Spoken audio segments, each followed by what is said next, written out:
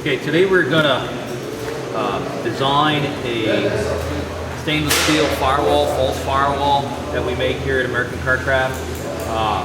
The first steps is to kind of take a look at what kind of wire harnesses and hoses and ground cables might be in the way.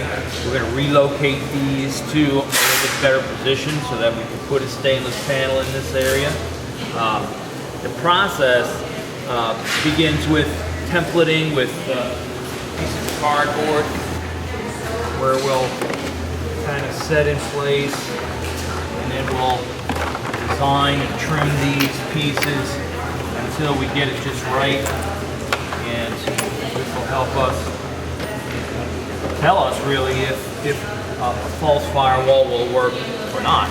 Sometimes you can't get a firewall to go, but I don't think it'll be a problem with this car. This is a template of the 05 model. We're just going to do some updating for the 2013 50 Mustang. All right, so now we've got our cardboard template in place. You can see it kind of fits a little bit better. We've got to do a little bit more tweaking and capture our specific bends. And now we're ready to go to steel. The panel has been bent to contour to the specific bend lines in the firewall itself, so it should contour pretty nicely. This particular one is brushed with a nice chrome trim. You can also get it polished, which looks real nice. So basically you're just going to drop this in behind the battery, and you're going to line up the tabs. We have these little bent over tabs that are going to correlate with the factory retainers. Now the factory retainer, this little plastic gadget that generally sits in here to hold the wiper cowl in place. You're going to take this center plastic screw out of the center and lift it out like that. Now when we put this back together, we're not going to use the plastic screw because you're going to go through two layers here, so it makes it a little tough to get this in.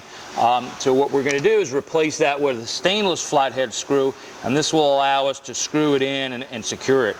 Once this goes through the hole of both the wiper cowl ridge and the firewall, when you put this screw, the base spreads out. That's what locks it in place. So there's really a very simple part to install. Want to line this up. One of the tools that's real good to use for this is either a scratch awl or a pointer like this to line up the holes, and then you're just going to pull it up. You're going to just slip your unit in, and then look at that screw down. Set your screw in there, and then just snug that down. Now once that screws in there, the base of that retainer is spread out nice, and that's going to be nice and secure, and we'll put a chrome cap on that. Okay, so we'll line that up.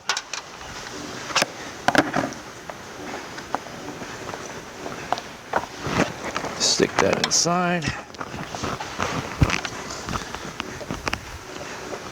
Those are going to putty in. Put your screw in.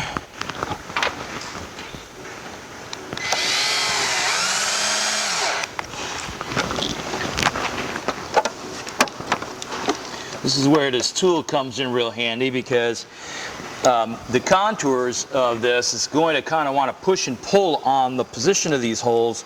So having a tool like this is really a pretty good way to kind of beat the stretch and get everything lined up. Now the kit for this firewall comes with a set of decorative chrome caps, which are the same size as your retainer, and they kind of go on with a butyl putty. This putty stays tacky indefinitely, so you can take this on and off.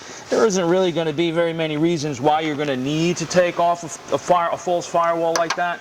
But once you get it in place, at least you know you can. And now you can see how we've bound all the fuel lines and the vacuum lines and away from any of the edges, so you have a nice clear tracking through the whole setup.